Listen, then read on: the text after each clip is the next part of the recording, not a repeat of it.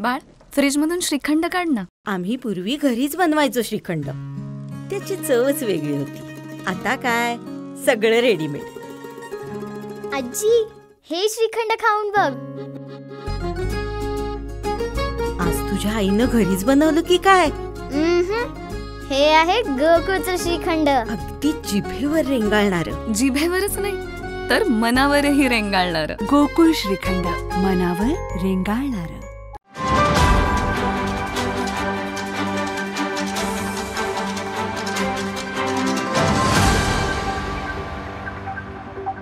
आंतरराष्ट्रीय योगा दिनाच्या निमित्तानं देशभर आणि जगभर अतिशय चांगल्या पद्धतीनं योगाच्याबद्दल अतिशय चांगल्या पद्धतीचे कार्यक्रम उद्या होत आहेत.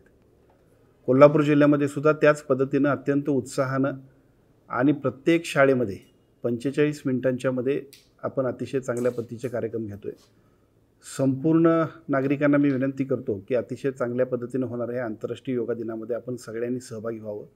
या कार्यक्रमाच्या माध्यमातून आपल्या आरोग्याची आणि खूप चांगल्या पद्धतीनं जी काही एक आधुनिक काळामध्ये सुद्धा प्राचीन पद्धतीनं आपल्या सर्वांच्यासाठी जो योगाचं महत्त्व आहे ते योगाचं महत्त्व लोकांना पटवून देण्यासाठी आपण सर्वांनी उत्स्फूर्तपणाने सहभागी व्हावं. कोल्हापूर जिल्ह्यामध्ये उद्या सर्वत्र हा कार्यक्रम होतो आहे.